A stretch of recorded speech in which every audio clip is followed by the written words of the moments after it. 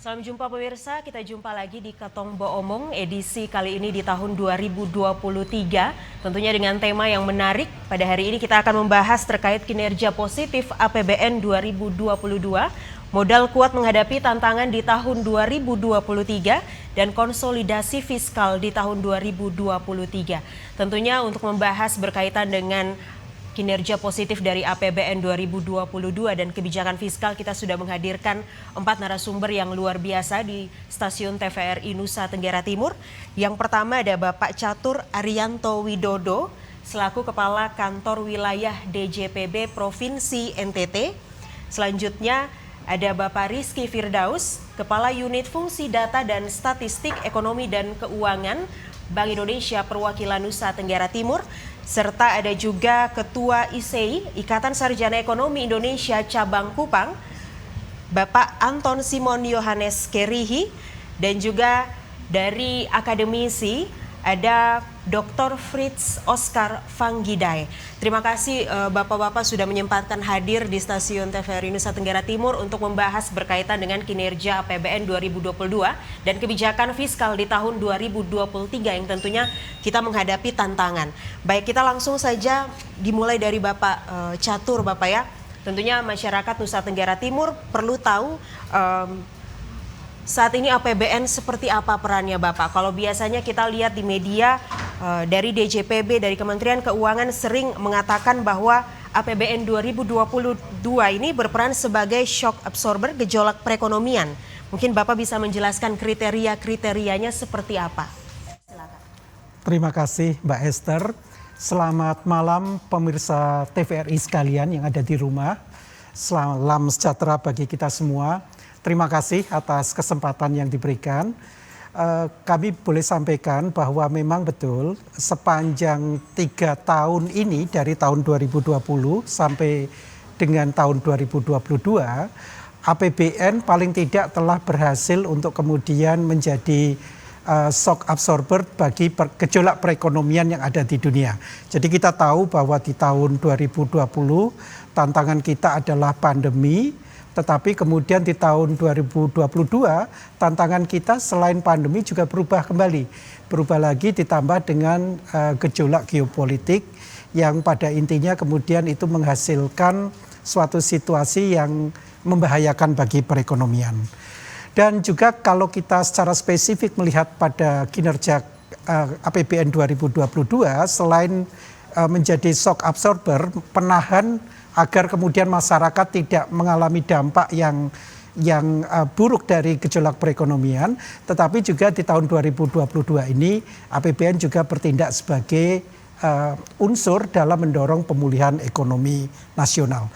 Indikatornya mudah saja sebetulnya kalau kita lihat dari statistik yang ada, kalau kita lihat di sana kita masih tumbuh paling tidak di tahun 2022 kita tumbuh sekitar 5,7% secara nasional.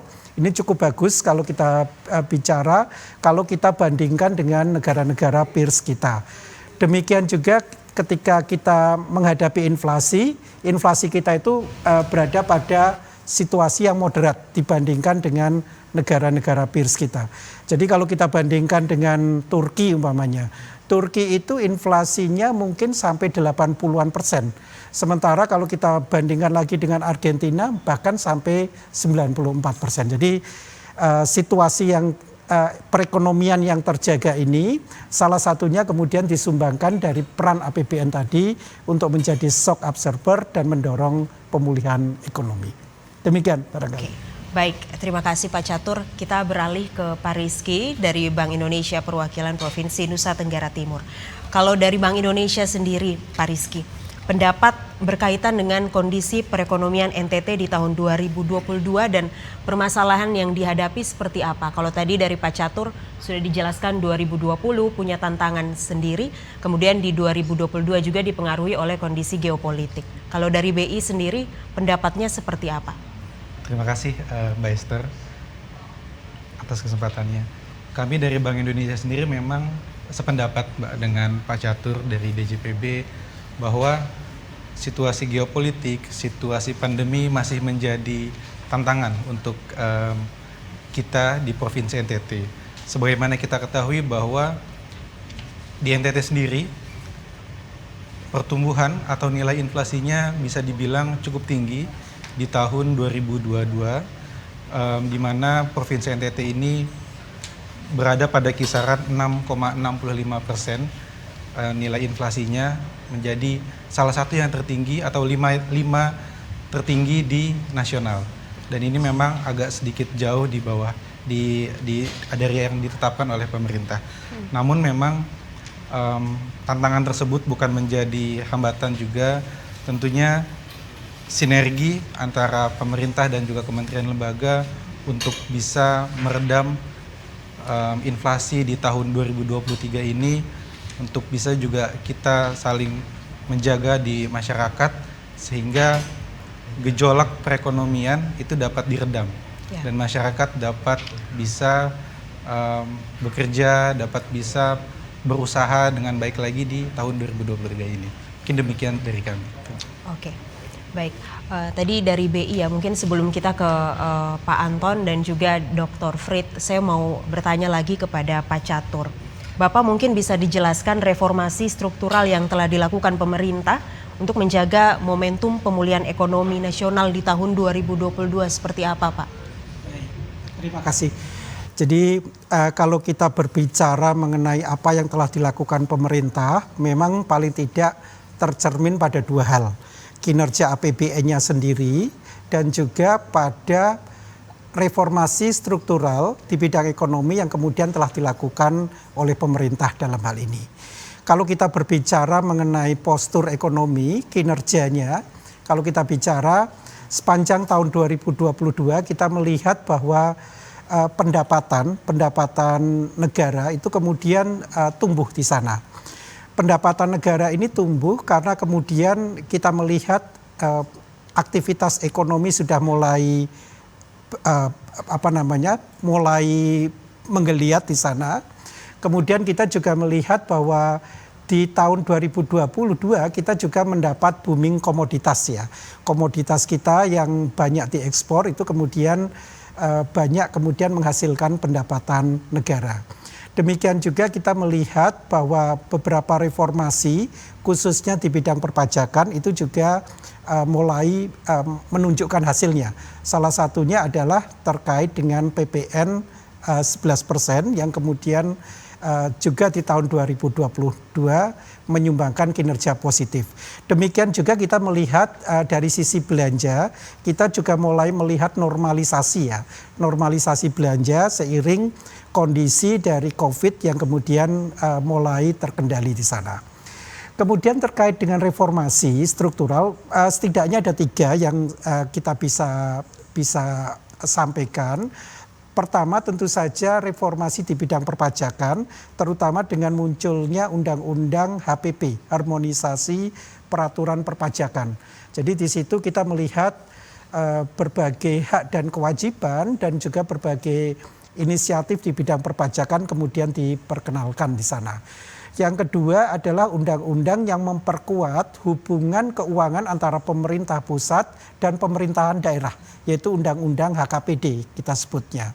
Dan yang terakhir yang baru disahkan di bulan Desember kemarin itu adalah terkait dengan undang-undang penguatan dan pengembangan sektor keuangan. Jadi intinya nantinya segala yang terkait dengan sektor keuangan akan diatur di dalam undang-undang itu untuk sebesar-besarnya kemakmuran rakyat. Demikian kira-kira seperti itu yang dapat kami sampaikan. Oke. Baik, tadi Pak Catur sempat menyinggung soal normalisasi belanja ya Pak ya. Nah, berkaitan dengan normalisasi belanja ini saya ke Pak Anton. Dari sisi akademis Pak, mungkin bisa dijelaskan peran belanja pemerintah untuk mendukung pertumbuhan ekonomi sendiri seperti apa? Kalau pertumbuhan ekonomi di Nusa Tenggara Timur ya khususnya. Ya, baik, terima kasih Mbak Esther. Selamat malam para pemirsa TVRI Kupang yang saya kasihi.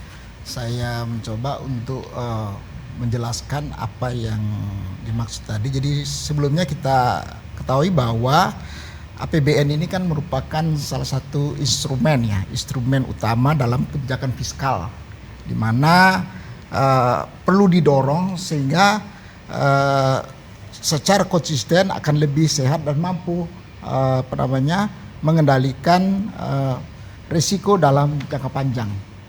Nah, di samping itu juga kita melihat yang menjadi persoalan adalah tantangan yang akan dihadapi ke depan adalah berkaitan dengan tantangan demografi. Nah, di mana bagaimana pemerintah dapat memanfaatkan bonus demografi yang tepat. Itu. Yang kedua adalah harus mampu bertransformasi keluar ya dari perangkap negara penghasilan menengah, di mana kemarin di Bali Indonesia salah satu sudah masuk dalam G20.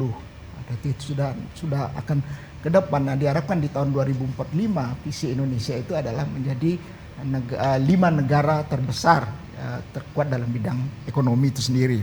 Lalu juga di sini kita melihat bahwa tantangan bagaimana inflasi tadi seperti tadi dikatakan dari BI dengan Pak Catur itu memang betul ya. Jadi kita dari sisi inflasi memang mengalami agak dibandingkan dengan beberapa provinsi-provinsi yang ada. Kita termasuk lima besar. Nah, ini kalau tidak terkonsolidasi dengan baik, nah itu akan berdampak terhadap masyarakat, kemampuan belanja dan lain sebagainya. Nah, oleh karena itu maka bagaimana peran pemerintah daerah untuk menjawab tantangan tersebut, yaitu mungkin dengan cara adalah menekan harga di pasaran. Yang kedua dengan komoditi. Ya, komoditi ini jangan sampai menjadi hal yang terhambat. Nah, kalau komoditi ini terhambat, otomatis produk yang ingin dibutuhkan oleh masyarakat itu akan kesulitan dan itu akan berdampak terhadap harga. Nah, ini akan berkaitan juga dengan inflasi. Jadi banyak hal yang di samping juga itu defisit APBN juga harus perlu menjadi perhatian supaya tidak menggoncangkan dari terjadinya inflasi yang sangat besar itu sendiri. Nah, mungkin itu gambaran yang bisa saya sampaikan. Lalu bagaimana langkah perekonomian fiskal di NTT? Nah, kita lihat bahwa dengan tadi terjadinya COVID-19 itu sangat bukan hanya di NTT ya, ini dunia terguncang. Tapi saya melihat NTT walaupun dengan COVID-19 terjadi, itu masih mempunyai silpa yang cukup besar. Berarti saya melihat bahwa pemerintah daerah mampu mengelola, menjawab apa yang menjadi persoalan di COVID-19 itu sendiri. Lalu juga dengan terjadinya pertempuran ya, yang kemarin tadi disampaikan oleh Pak Catur, itu juga punya dampak sekali terhadap krisis ekonomi ke depan. Apalagi kita lihat tahun 2023 ini kan menurut Ibu Menteri Keuangan ini suatu hal yang sangat harus diantisipasi. Nah, mungkin itu yang bisa saya. Terima kasih. Oke, baik. Dari pernyataan Pak Anton tadi bahwa 2023 ini sebenarnya sesuatu yang masih kita akan hadapi, dan dari Kementerian Keuangan sendiri bilang bahwa ini suatu tantangan ya. Sebelum kita ke Pak Frid, mungkin kita akan jeda sejenak. Pemirsa tetap saksikan Ketong Bo Omong karena selanjutnya kita akan lanjut berdiskusi bersama 4 narasumber yang luar biasa ini.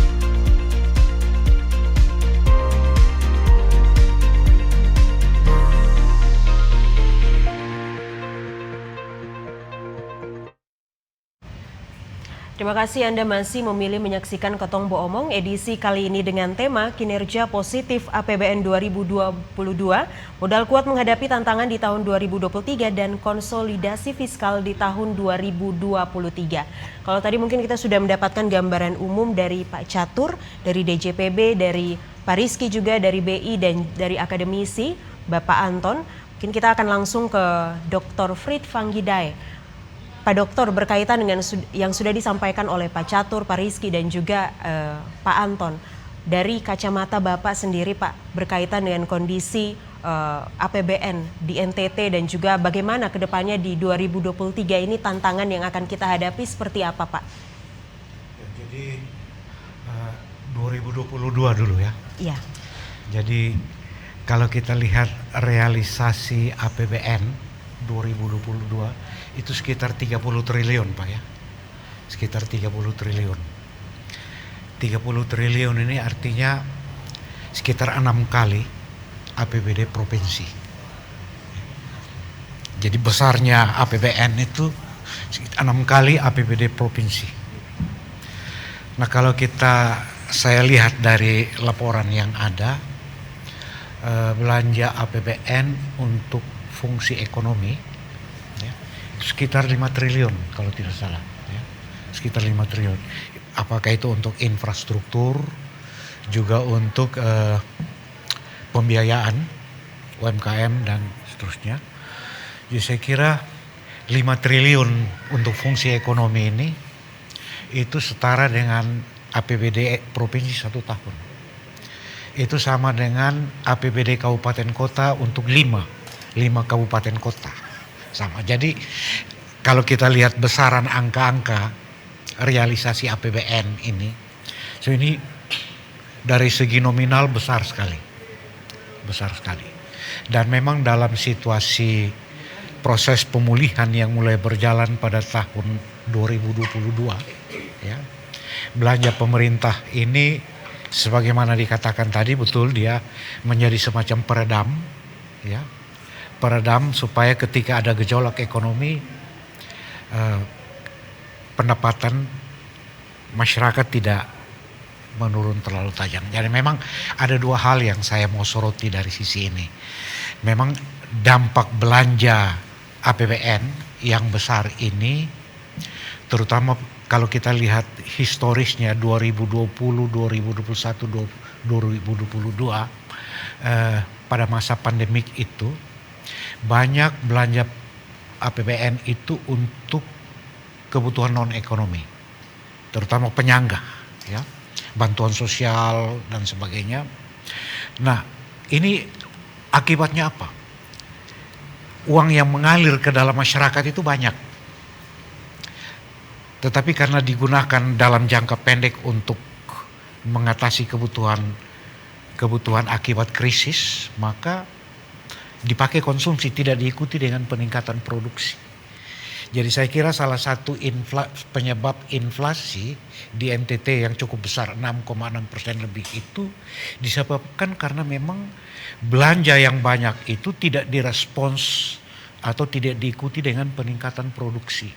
Akibatnya uang lebih banyak dari barang. Ya, secara teoritis terjadi inflasi di sini.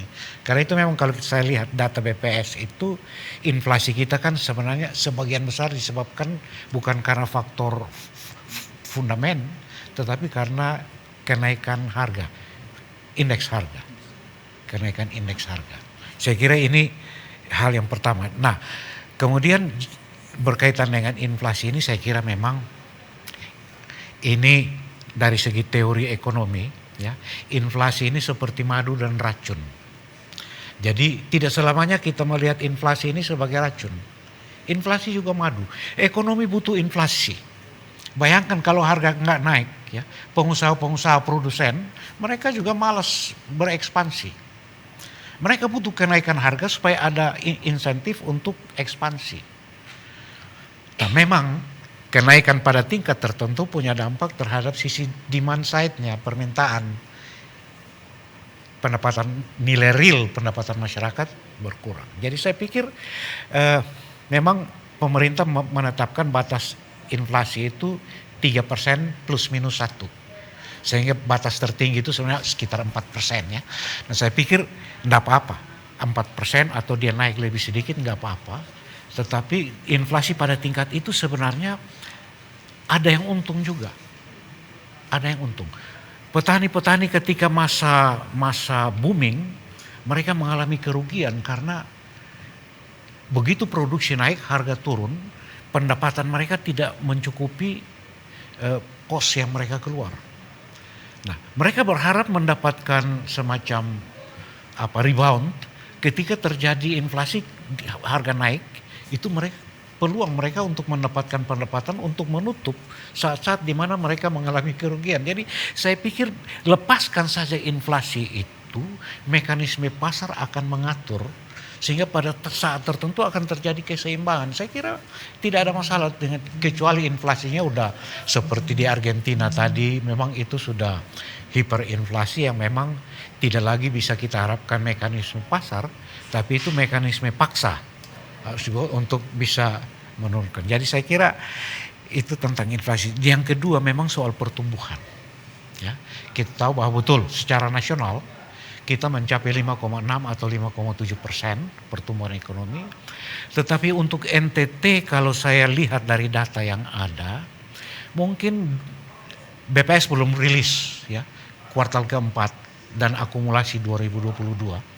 Tetapi dari sampai dengan kuartal ketiga itu kan kita 2,86. 3,35 itu key to key, tapi akumulasinya dia 2,86.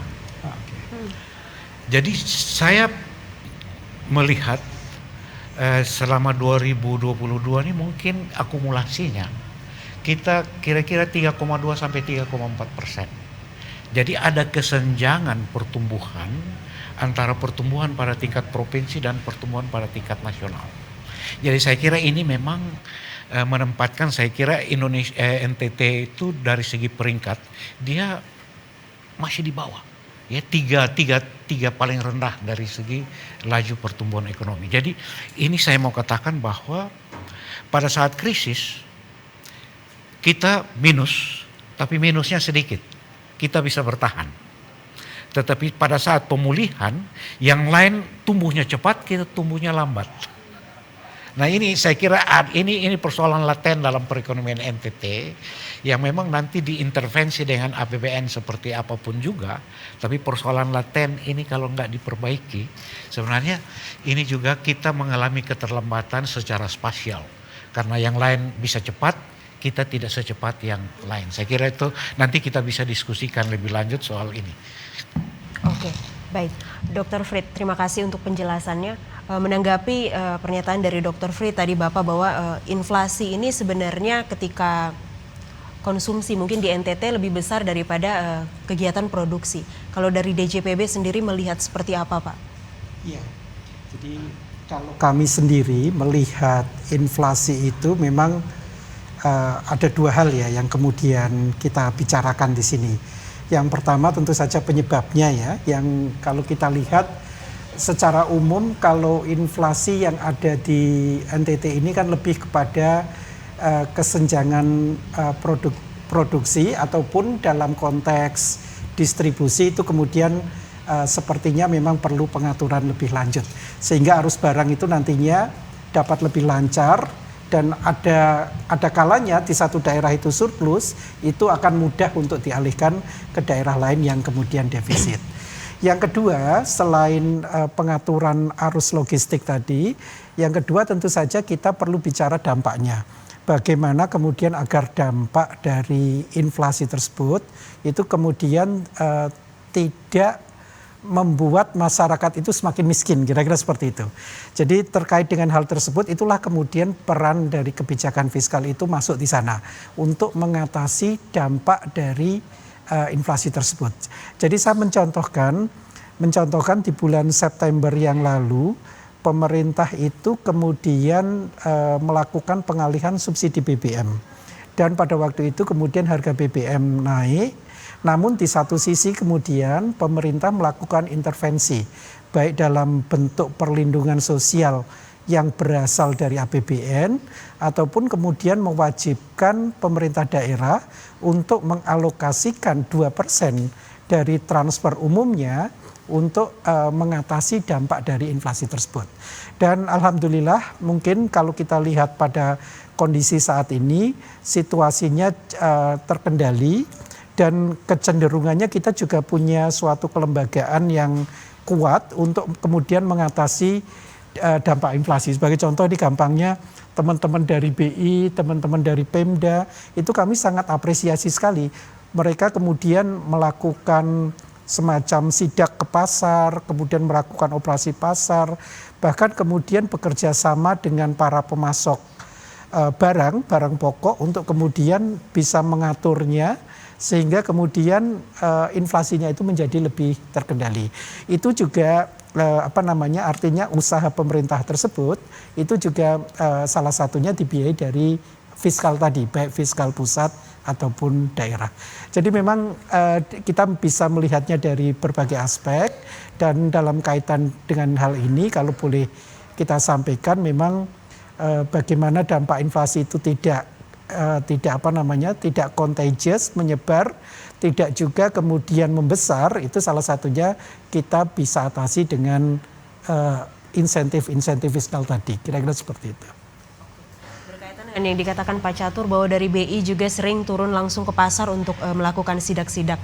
Mungkin dari Pak Rizky bisa dijelaskan dari proses sidaknya seperti apa, kemudian apa hasil yang kira-kira didapat dan menjadi suatu tanda aman lah kalau inflasi di NTT itu sebenarnya tidak akan terlalu berbahaya. Baik, terima kasih Mbak Esther. Jadi memang inflasi ini tidak bisa dihadapi sendirian. Semua kementerian lembaga harus saling bahu membantu untuk bisa meredam daripada peningkatan inflasi itu sendiri. Salah satunya tadi yang sudah disebutkan oleh Pak Catur juga seperti melakukan operasi pasar, kemudian juga melakukan subsidi biaya angkut atau biaya logistik, karena sebagai yang kita ketahui bahwa NTT ini kan terdiri dari 3 pulau ya Mbak ya. Nah, jadi secara tidak langsung biaya logistik ini memang cukup berperan signifikan dari dampak kenaikan BBM terhadap inflasi. Kemudian juga di masing-masing provinsi di NTT juga itu kami membentuk yang namanya tim pengendalian inflasi daerah. Yeah. Sebuah tim yang memang didedikasikan untuk bisa memantau, menjaga keberlangsungan ketersediaan stok, ketersediaan pangan di masing-masing provinsi. Nah, dari tim TPID ini juga lahir pula seperti gerakan yang kemarin dicanangkan oleh beberapa kementerian lembaga ya, dengan singkatan GNPIP, Gerakan Nasional Pengendalian Inflasi Pangan. Itu juga sudah dilakukan oleh BI, oleh DJPB, oleh kementerian lembaga, pemerintah provinsi di NTT untuk bisa kembali lagi meredam inflasi, khususnya untuk komoditas-komoditas yang memang menjadi penyumbang atau memiliki peran atau andil yang besar terhadap peningkatan inflasi. Selain itu, karena NTT belum menjadi sentra produsen yang besar, kita masih membutuhkan beberapa komoditas dari provinsi lain, sehingga diperlukan juga adanya kerjasama antar daerah. Jadi atau disingkat KAD. Jadi KAD tersebut bisa membantu untuk meredam juga inflasi. Sebagai contoh telur.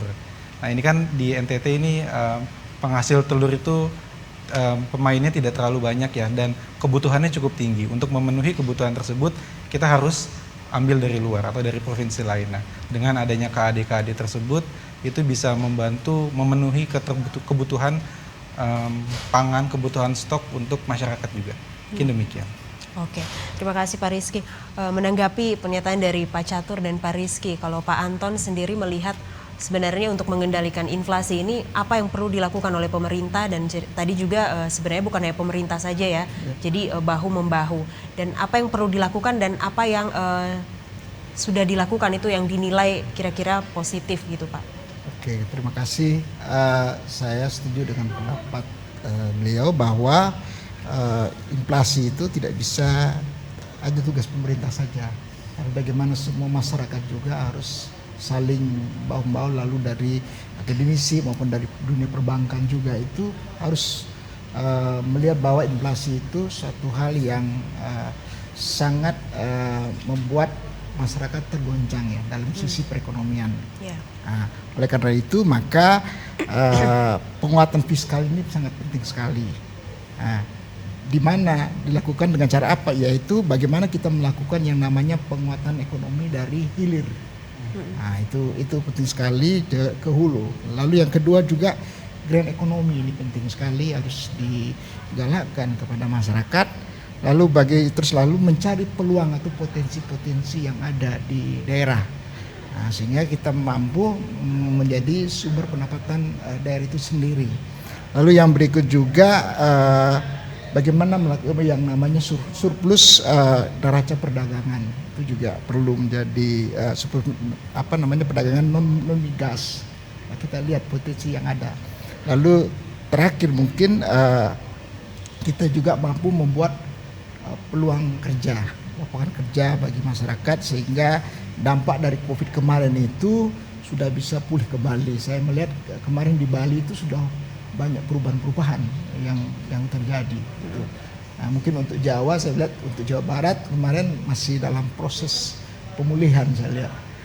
Yang terakhir adalah berkaitan dengan penguatan UMKM, karena disitulah penguatan ekonomi yang paling terkecil dengan dampak apapun dia tetap bertahan. Nah, lalu yang berikut langkah-langkah apa? Saya kira tadi sudah disampaikan oleh bicara sebelumnya, yaitu bagaimana yang namanya melakukan asesmen inflasi ya di NTT baik kota maupun kabupaten.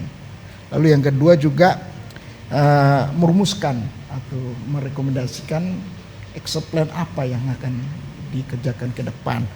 Lalu yang berikut adalah, kalau tidak salah dulu saya pernah mengikuti Pak Nyoman mengatakan yang namanya membuat atau memperkuat program kampung sadar inflasi.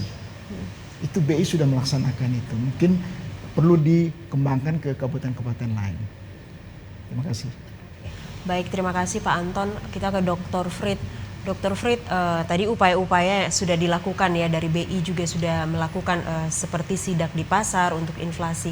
Kalau Dr. Frid melihat sendiri, apa yang sebenarnya perlu dilakukan oleh pemerintah, khususnya mungkin pemerintah Provinsi NTT, dan kira-kira yang sudah dilakukan ini menurut Dr. Frid yang baik, yang perlu dipertahankan seperti apa?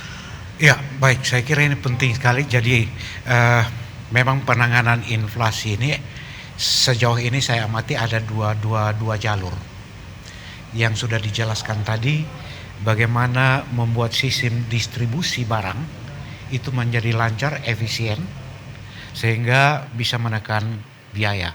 Dan saya kira itu sudah dilakukan baik oleh TPID maupun oleh yang lain-lain. Saya kira oke lah. Saya kira itu perlu dilanjutkan supaya aliran barang ini bisa lebih cepat, efisien, murah, sehingga harga juga bisa ditekan.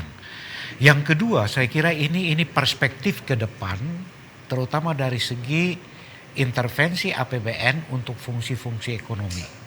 Saya kira memang kita tahu bahwa salah satu penyebab inflasi ini adalah volatile food, ya. Jadi bahan-bahan makanan terutama yang sangat terpengaruh oleh fluktuasi harga yang sangat tinggi. Nah, bagi NTT sendiri kita tahu dari data jenis-jenis komoditas yang mendorong inflasi, kita udah setiap tahun itu relatif sama, nggak beda. Ini terutama bahan pangan itu tidak berbeda. Nah, kalau kita udah tahu komoditas-komoditas ini yang setiap tahun menciptakan inflasi, maka perspektif ke depan ini kan APBN udah bisa menyasar. Nah, kalau begitu fungsi ekonomi produksi pangan ini kita harus perkuat dengan APBN supaya bahan-bahan makanan ini dia stabil, tidak menimbulkan gejolak inflasi yang tinggi. Dan ini juga memang harus direspons oleh APBD provinsi maupun kabupaten kota. Jadi saya kira memang ke depan ini salah satu tantangan adalah bagaimana membuat APBN dan APBD ini match, ya, agar supaya apa yang sudah dibuat APBN bisa dikembangkan terus oleh APBD baik provinsi maupun kabupaten kota. So, kalau tidak, kesian juga APBN buat ini tapi outputnya tidak dimanfaatkan untuk menghasilkan outcomes bagi kepentingan pemerintah. Saya kira itu penting. Nah, dalam kaitan ini saya kira ada satu poin penting yang saya mau tegaskan dalam kesempatan ini. Itu soal UMKM. Ya. Jadi kalau kita lihat keluhan-keluhan di mana-mana. Yang paling utama dengan UMKM ini modal, permodalan, pembiayaan. Nah sekarang dari publikasi Pak Catur, APBN, itu pembiayaan UKM ini dari segi pembiayaannya itu ada 3 triliun lebih ya, atau 4 triliun, sekitar 4 triliun itu APBN untuk UMKM di NTT. Jadi saya kira kalau 4 triliun ini, kabupaten, kota, dan provinsi tidak usah repot-repot siapkan APBD untuk UMKM lagi. Cukup manfaatkan 4 triliun ini aja. Dan memang 4 triliun ini secara praktis atau teoris itu investasi. Itu investasi real. Tapi saya kira kantor penanaman modal tidak mencatat ini sebagai investasi. Yang dia catat itu kalau ada pabrik-pabrik. Akibatnya apa? Perlakuan terhadap investasi UMKM ini tidak sepadan dengan perlakuan terhadap pabrik-pabrik besar yang akan didirikan di NTT ini, padahal tidak pernah didirikan juga.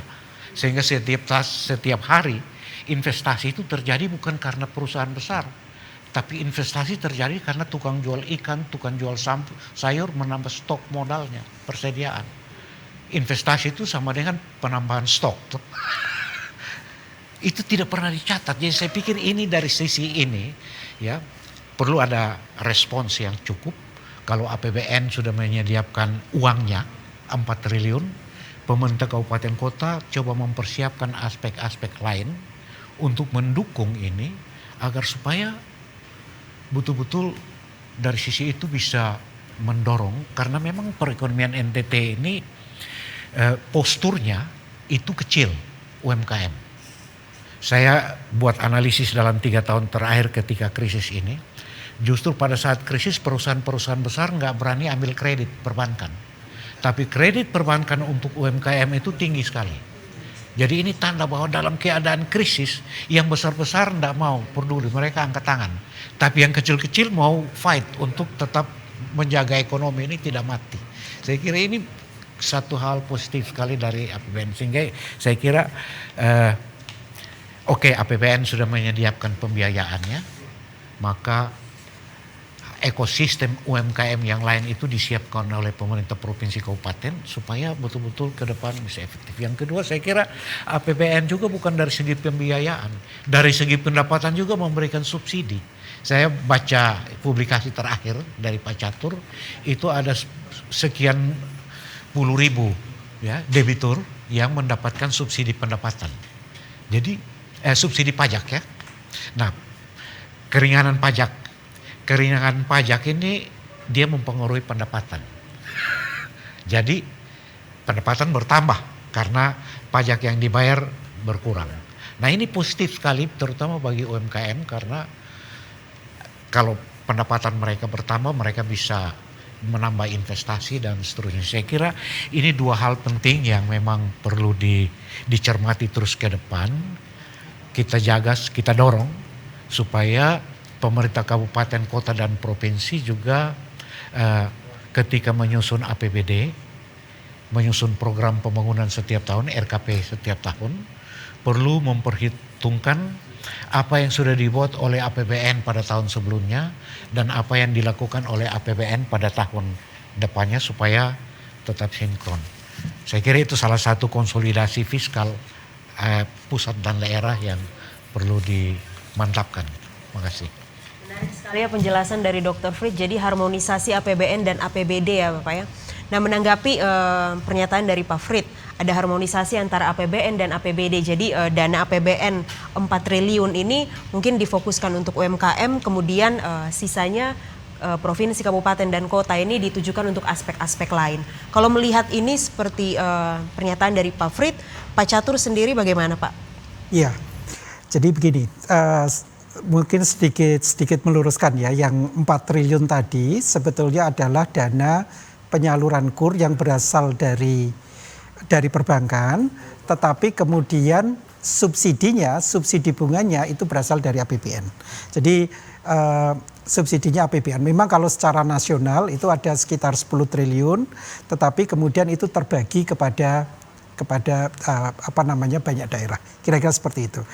Jadi terkait dengan hal tersebut, memang kalau kita bicara APBN, dukungan APBN ini kan bermacam-macam ya pada berbagai sektor. Tadi kalau yang disampaikan terkait dengan UMKM, sebetulnya dukungan APBN terhadap UMKM ini bahkan kalau kita bicara dari sektor pendapatan itu sangat besar sekali.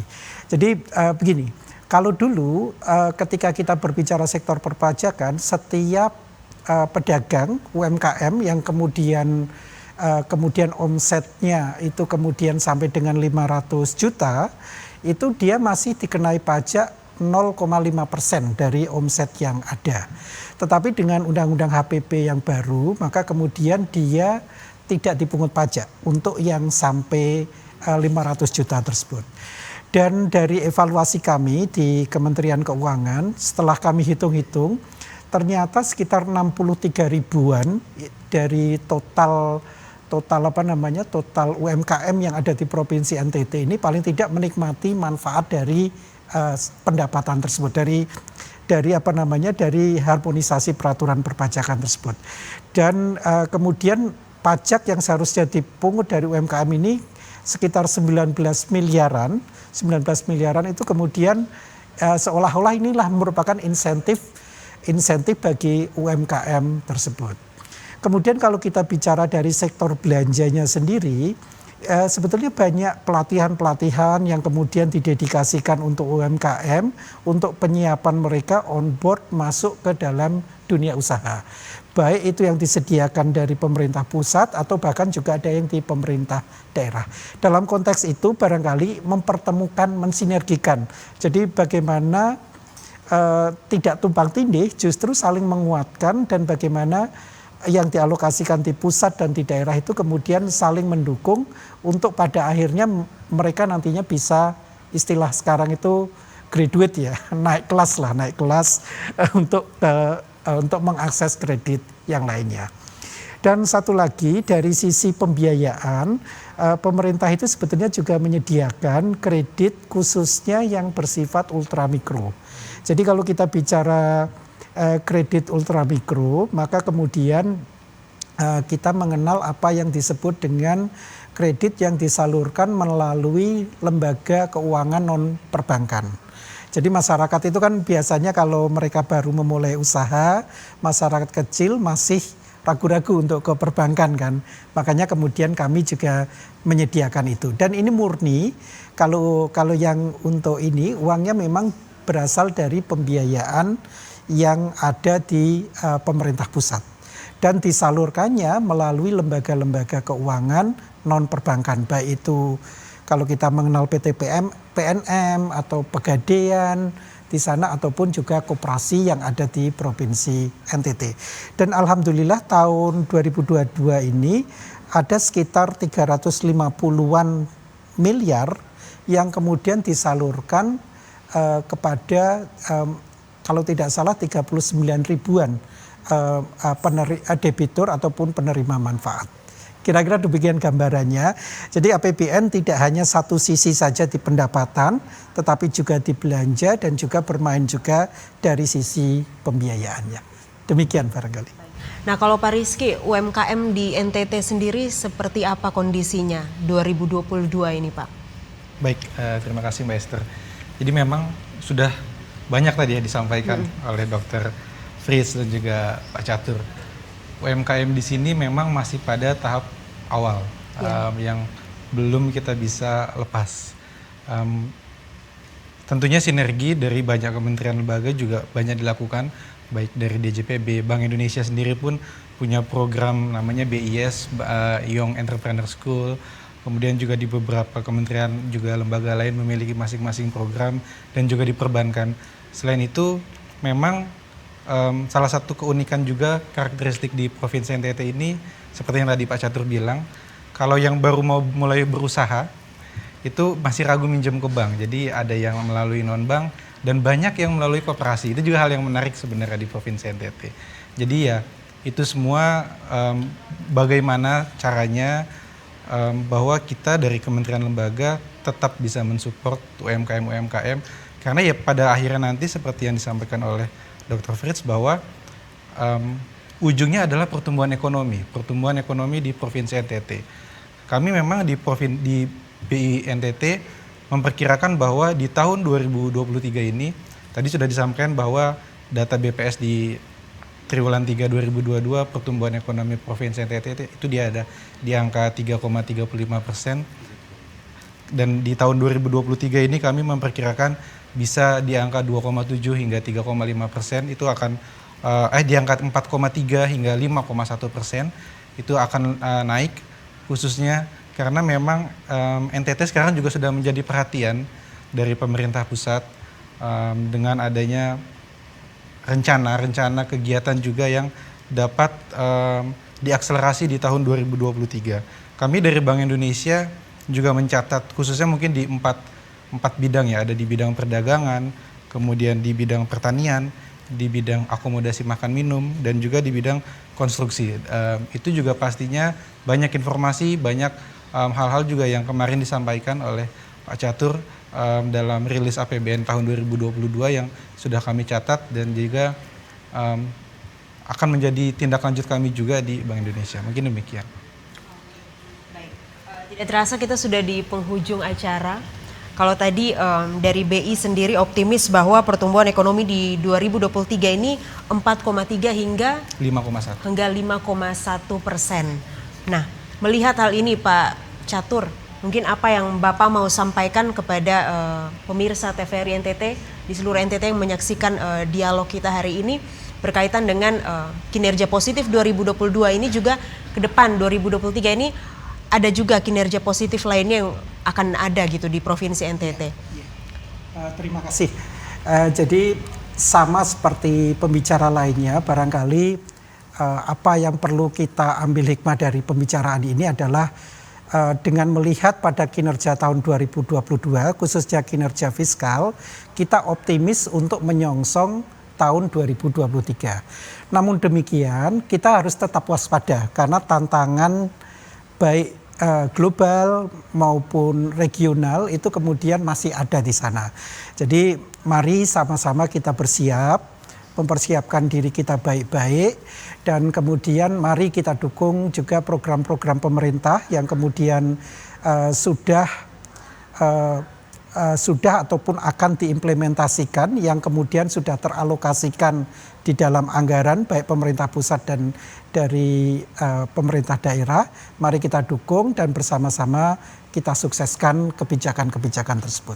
Demikian barangkali. Baik, terima kasih Pak Catur. Dari Pak Rizky sendiri BI tadi sudah menyatakan bahwa 4,3 hingga 5,7 ya? 5,1% ya. Seperti apa untuk pesannya untuk masyarakat NTT? Ya, baik. Pastinya kami dari Bank Indonesia juga akan senantiasa bersinergi dengan kementerian lembaga lain, khususnya DJPB juga, untuk memastikan bahwa realisasi APBN dan APBD itu dapat terserap secara maksimal di tahun 2023, karena hal tersebut akan menjadi pendorong roda perekonomian khususnya di Provinsi NTT. Mungkin demikian ya. Terima kasih. Oke, terima kasih Pak Rizky. Pak Anton silahkan Pak. Baik, terima kasih. Jadi sebagai masyarakat NTT, marilah kita memperkuat perekonomian ini dengan mempercayakan pemerintah bersama-sama dengan kita untuk membangun ke depan dengan dana yang tersedia dan kita laksanakan dengan baik. Hindari hal-hal yang mengakibatkan juga kerugian kepada masyarakat.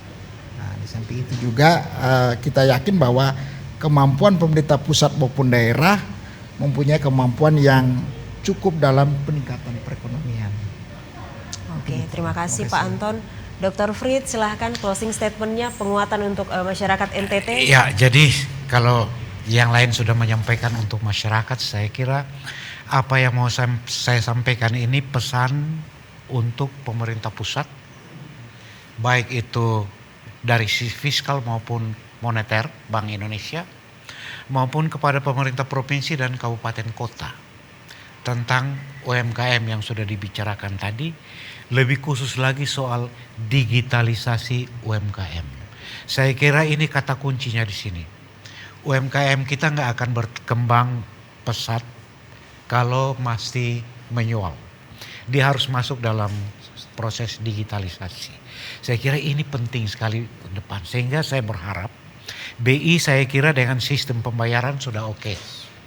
Sudah mendorong ini semua transaksi masuk. Nah sekarang mungkin Pak Catur, ke depan saya kira program APBN untuk penguatan digitalisasi UMKM ini saya kira penting sekali. Sebab begini, kalau harap APBD saya yakin tidak bisa Pak. Karena APBD juga 80% dari APBN juga. Gitu. Jadi saya kira mohon Pak Catur melihat ke depan ini soal digitalisasi UMKM ini terutama dari supply side. Karena demand side-nya sistem pembayaran BI punya udah mantap, udah dikembangkan. Nah sekarang tinggal supply side-nya supaya demand dan supply ini kalau nyantol, wilayah NTT yang pulau-pulau ini kita tidak akan kesulitan soal distribusi dan pemasaran lagi. Terima kasih. Baik, terima kasih Pak Catur, terima kasih Pak Rizky, terima kasih Pak Anton, dan terima kasih juga untuk Dr. Frit sudah menyempatkan di tengah kesibukan berdialog bersama di TVRI NTT untuk menyampaikan kinerja positif dari APBN 2022.